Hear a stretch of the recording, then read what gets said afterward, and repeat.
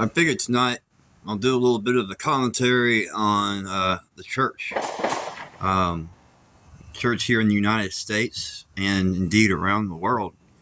And the disturbing things that are coming out of these institutions and the warped and messages of hate they are sending throughout the world.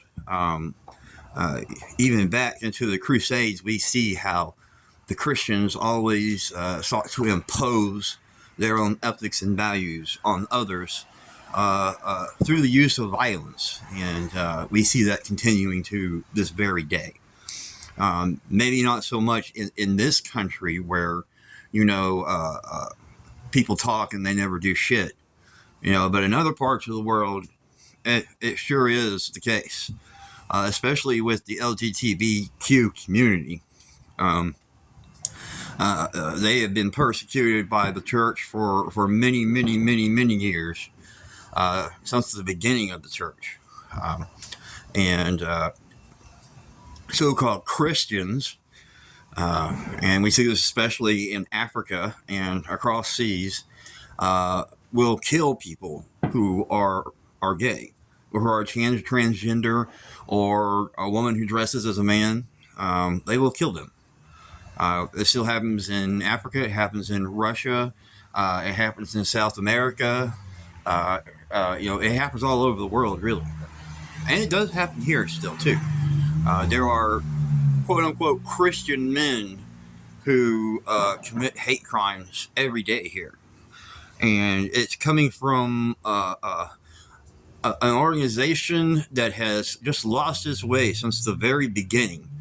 And now there are literally hundreds of different denominations, all within the Protestant church.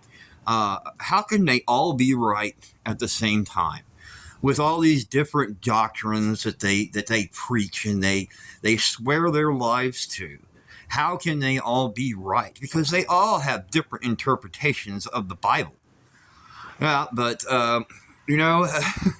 it just gets a little bit confusing when you try to think about things from a logical standpoint. I don't think logic and reasoning have much to do with today's church. I think that their ideology is way outdated, and it's time for a new way of thinking. That you have this scandal going on within the Catholic Church, where all these ministers of God are sleeping with little boys, or what have you. It's become such an issue that there have been literally thousands upon thousands of different lawsuits filed, in regards to sexual abuse within the church.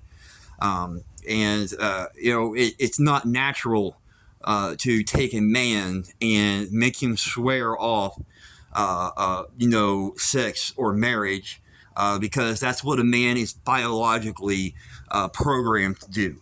And when you take a man and you take away his ability to process that side of himself, he comes up with other ways of dealing with it. So I think that one of the biggest changes as far as the church goes, along with inclusion of the LGBTQ community, is they need to take a different look at the priests. At least the Catholics do. They should be able to get married.